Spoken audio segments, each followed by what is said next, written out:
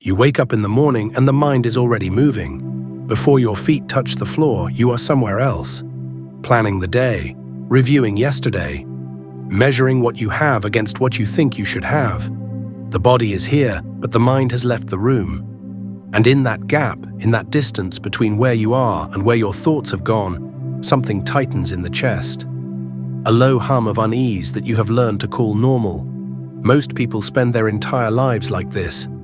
They do not realize that the feeling they carry, the one they wake up with and fall asleep beside, comes from a single error. Not a flaw in their character, not a failure of discipline, just a mistake in thinking. And because the mistake is so common, so widely shared, it has become invisible. You assume this is just how life feels, but it is not. The tightness you carry is not inevitable. It is the result of something you are doing with your mind, and you can stop doing it. The mistake is this: you believe that your peace depends on what happens next. You believe that you will feel calm once you finish the task, once you solve the problem, once you reach the goal. And so the mind leaves this moment and moves forward, searching for relief in a future that has not yet arrived. But the future never arrives. When you get there, it becomes now, and the mind moves again. It finds a new target, a new concern, a new reason to postpone the feeling of enough. And so you spend your life chasing a version of yourself that is always one step ahead, never here, never still. The Japanese have a word for this. They call it Sakiguruma, the wheel that turns ahead of itself. It is the habit of leaning forward, of living in advance of the present. And when you lean forward long enough, you forget how to stand upright. You forget that you are already here, that the moment you are in is not preparation for another moment. It is the moment. And if you cannot be at peace here, you will not be at peace anywhere. Anxiety is not caused by the world. It is caused by the way you position yourself in relation to the world. When you place your well-being in the future, you make yourself dependent on things you cannot control. You become a passenger in your own life, waiting for permission to feel calm. And the world does not give that permission. It never has. The job does not arrive and say, "Now you may rest." The relationship does not turn to you and say, "You are enough." The achievement does not quiet the mind. It only raises the bar and asks what comes next. This is why people who have everything still feel restless. They have done what they were told to do. They have climbed the ladder, checked the boxes, built the life, and still the unease remains. Because the unease was never about the externals. It was about the position of the mind.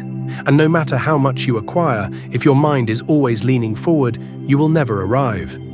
You will always be in transit, always becoming, never being. The old teachings understood this. They did not tell you to change your circumstances.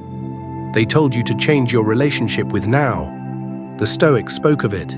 The Zen masters pointed to it. Even the quieter corners of Western thought knew it. But somewhere along the way, we forgot. We built a world that rewards speed, ambition, accumulation. A world that tells you to keep moving, keep wanting, keep improving. And we mistook that movement for life. We mistook the wheel turning for progress. But the wheel does not take you anywhere. It just keeps you running. And the faster it turns, the more you feel like you are falling behind. Because you are measuring yourself against an image that does not exist. You are comparing your actual life, with all its small and ordinary moments, to a future version that is always perfect, always complete, always just out of reach. And in that comparison, you lose. Every single time, you lose. Think about the last time you felt truly at ease, not distracted, not numb, but at ease. It was not because everything was finished. It was because for a moment you stopped asking the future to save you. You let yourself be here. You drank your tea and tasted it. You sat in the evening light and did not think about tomorrow. You were not waiting for the next thing. You were in this thing, and in that moment there was no anxiety. Not because the world had changed, but because you had stopped running from it. That is what the mind does when it is at peace. It does not plan less or care less. It simply stops dividing life into before and after. It stops treating now as a problem to be solved. Because now is not a problem. It is the only place where life actually happens. Everything else is a story you tell yourself, a rehearsal, a review, a projection, and none of it is real. The only thing that is real is this: the breath, the room, the weight of your body in the chair, the sound outside the window. This is not the waiting room, this is it. But the mind resists this. It says, if I stop moving forward, I will fall behind. If I stop worrying, something will go wrong. If I stop preparing, I will be caught off guard. And so you keep the wheel turning. You keep your attention locked on what is coming because you believe that vigilance equals safety. But vigilance does not equal safety, it equals exhaustion. And the more you lean into the future, the less stable you become in the present. You lose your footing, you lose your center, and from that unstable place, everything feels harder than it needs to be. The irony is that the things you worry about rarely happen the way you imagine them. And when they do happen, you handle them. Not because you rehearsed them in your mind 100 times, but because you are here when they arrive. You meet them as they are, not as you feared they would be. And often they are smaller than the stories you built around them. The mind is very good at making shadows large. It is less good at seeing what is actually in front of it. It prefers the drama of anticipation to the simplicity of presence. There is a practice in Zen called shikantaza. It means just sitting. You sit and you do not try to become calm. You do not try to empty the mind. You do not aim for anything. You just sit. And in that sitting, without the forward motion, without the goal, the mind begins to settle. Not because you made it settle, but because you stopped disturbing it. You stopped feeding it the story that something is wrong, that you are not enough, that the next moment will be better than this one. And in the absence of that story, there is space. There is breath. There is quiet. You do not need to sit in a temple to practice this. You can practice it now. You can stop reading this as if it will give you the answer and just notice that you are here. You are breathing. The room is around you. Your body is still. And in this moment, nothing is actually wrong. The wrongness is in the projection. The wrongness is in the belief that you are supposed to be somewhere else, doing something else, feeling something else. But you are not supposed to be anywhere else. You are here. And here is enough. This does not mean you stop planning. It does not mean you stop working toward things. It means you stop using the future as a condition for your peace. You stop saying, I will be okay when this happens. You start saying, I am okay now, and I am also moving towards something. The difference is subtle, but it changes everything. Because when your peace is not conditional, you are no longer at war with the present. You are no longer treating your life like a problem that needs fixing. You are living it. Anxiety is the feeling of being split. Part of you is here, part of you is ahead. And the gap between them pulls you apart. The more you lean forward, the wider the gap becomes. And the wider the gap, the more you feel like something is missing. But nothing is missing, you are just not here. And the moment you return, the moment you stop asking the future to justify the present, the gap closes. The split heals.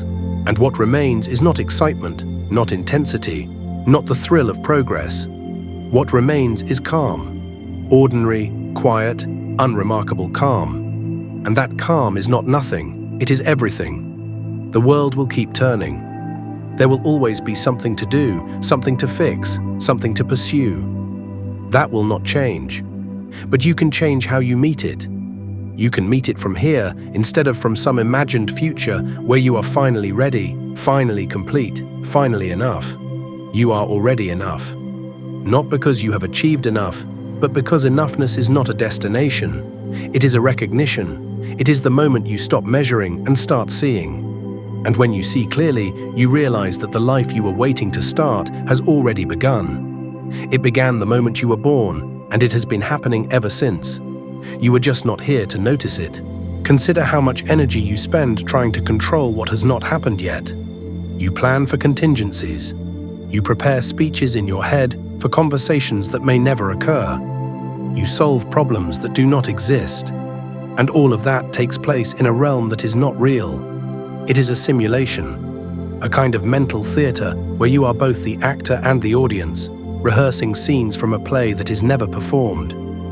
And while you are there, in that imagined space, Your actual life is passing by. The people in front of you are speaking, but you are not listening. The food on your plate is growing cold. The sky is changing color, and you do not see it. This is not presence. This is absence. And the cost of that absence is not just missed moments.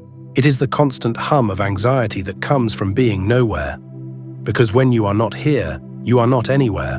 You are suspended between what was and what might be, and that suspension is where anxiety lives. It lives in the gap. It lives in the space between your body and your mind, and the wider that space becomes, the louder the anxiety grows. The ancient Stoics knew this. Marcus Aurelius wrote that the mind is dyed by the color of its thoughts. If your thoughts are always ahead, always anticipating, always preparing for what might go wrong, then your experience of life will be colored by that anticipation. You will walk through your days braced for impact, and that bracing becomes a kind of armor. It feels like protection, but it is actually a prison, because you cannot be open and defended at the same time. You cannot be here and somewhere else. You have to choose. And the choice is simpler than it seems. It is not a choice you make once and then it is done. It is a choice you make again and again, moment by moment. Where is my mind right now? Is it here or has it gone ahead? And when you notice that it has gone ahead, you do not criticize yourself. You do not add another layer of thought on top of the thought. You just return. You bring your attention back to what is actually happening, the sensation of breathing, the feeling of your feet on the ground, the sound of the wind, or the hum of the refrigerator, or the silence between sounds. You return to the ordinary, and in that return, the anxiety loosens its grip. This is not a dramatic shift. It is not a revelation that arrives with trumpets and light. It is quiet. It is so quiet that you might not even notice it at first. You just find that the tightness in your chest has eased, that the noise in your head has softened, that you are not thinking about what you need to do next, because you are absorbed in what you are doing now. And in that absorption, there is no room for anxiety. There is only the thing itself, the task, the moment, the life you are actually living. But this takes practice, not because it is difficult, but because the habit of leaving is so strong. You have spent years training your mind to move forward, to seek, to anticipate. And that training does not disappear overnight. It reasserts itself. The mind wanders and you bring it back. It wanders again and you bring it back again. And over time, the wandering becomes less frequent. The returns become easier. And the moments of presence grow longer. Not because you are forcing anything, but because you are no longer reinforcing the old pattern. You are no longer feeding the wheel. There is a story from the Zen tradition about a student who asked his teacher how to find peace.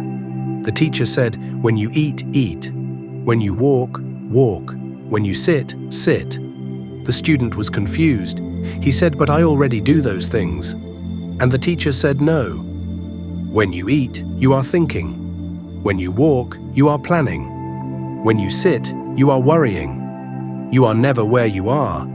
And until you are where you are, you will not find peace."